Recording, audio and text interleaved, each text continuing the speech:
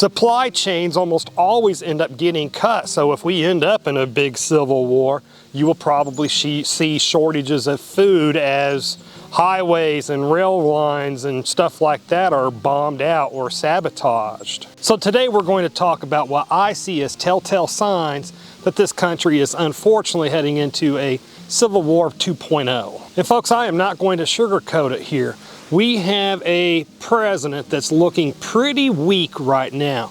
We got the state of Texas giving that president the middle finger. We have convoys of patriots heading down to the Texas border, and we also have governors from several states sending their own troops to support the Texas government at their border. So with having said all of that, I think it is safe to say that we do have a potential flashpoint at the Texas border going on right now, or really getting ready to get deeper.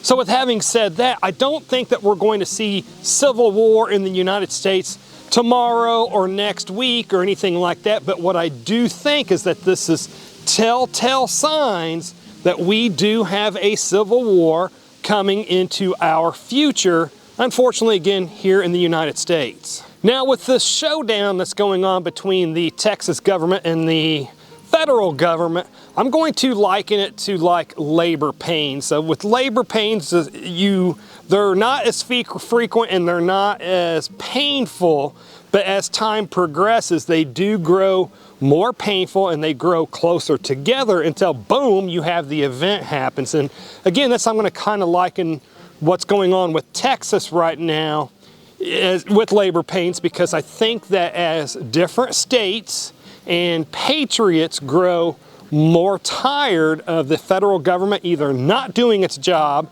or overreaching, I think that there's going to be more events that can be similar to what's going on in Texas that we're going to be seeing. Again, they're going to become more painful and become closer in frequency until we do actually have something that sparks it and causes different states to rise up against the federal government. And as we keep having these events that's like occurring in Texas right now, where they grow more in frequency and more painful, eventually something will spark it. Eventually we will hear a shot that is heard across the USA. Now, a lot of people kind of have the thought process that when we do have our second Civil War, that there really won't be quote-unquote battle lines, that it'll be more of conservatives versus liberals kind of fighting spread across the United States. But however, I don't really subscribe to that. While I do think that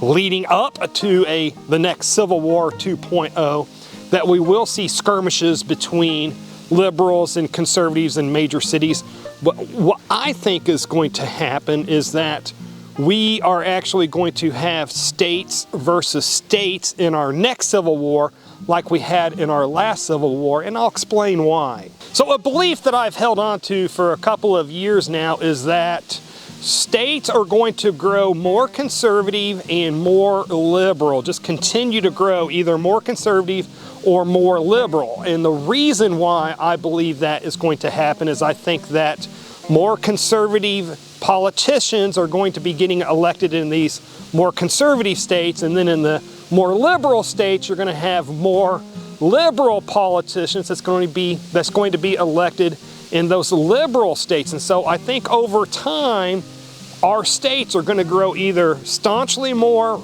conservative or staunchly more liberal. And the reason why I think that's going to happen is that as these either more conservative or more liberal politicians get elected in, and then especially with the presidency, I think that future presidents are either going to be more conservative and freedom-loving minded or even more liberal, and I think that pendulum is going to swing back and forth. And so as these conservatives and these liberals are underneath these politicians, I think that conservatives are going to flee in droves from liberal states and move to more conservative states, and that liberals living in conservative states are going to flee those conservative states and move to more liberal states where And people will do this because they will feel more safe where they're living at. They will feel more safe in a state that aligns closer to their views, especially if there is a president of the United States that's been elected at that time that has extremely opposing views. So just for an example, a liberal will more than likely flee a conservative state and go to a liberal state that doesn't mind crime, that protects the criminals more over the law-abiding citizen, that is okay with kids going to drag shows and stuff like that, because in a state like that, they'll just feel more safe, especially if there's a president in the United States that's pushing to get all the stuff that they like to be done away with or made illegal. Now, I know this is a very simplified way of putting this, but I really do honestly believe that here in the near future that we are going to be seeing more states becoming more staunchly conservative, and then the states that are liberal but just becoming more staunchly liberal. And as that happens, these states are going to be divided. I really think that in the not too distant future, that what we know of now is what we call swing states probably won't exist again. States will be either staunchly conservative or staunchly liberal. Now, as these states have divided and turned either staunchly conservative or staunchly liberal, I think what will actually spark the next Civil War 2.0 will be when there is a president that is in power, whether he's a conservative or whether he's a liberal president, but we will have a president that will be in power that will pass some kind of executive order or whatever, but just the federal government will mandate something that some of these states, the states from the other side, won't agree with, and they will refuse to do it. And then what my belief is that the federal government will then send troops to that state to try to force that state to submit to their will.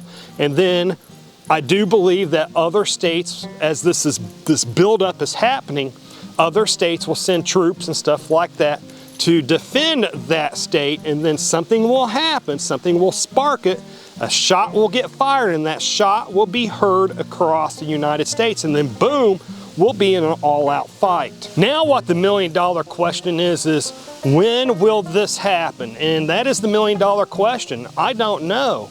Now, a couple of years ago, I thought an event like this was decades down the road, but I don't know. It could be sooner than that. I don't think it's going to be tomorrow or next week or next month, but I don't think it's decades down the road anymore. It could be very well in the next 4 or 8 years. And that really stinks because war is horrible. War is brutal. There's the horrors that you witness in war, the violence. People can be so violent and horrible, and in wars, innocent women and children always end up dying, and children end up becoming orphans. If you've ever truly experienced violence in your life, seeing our country at war with itself, a divided country, is not something that you want to see. Plus, you know there would be outside enemy countries that would take advantage of our internal fighting in our weakened state. So what can we do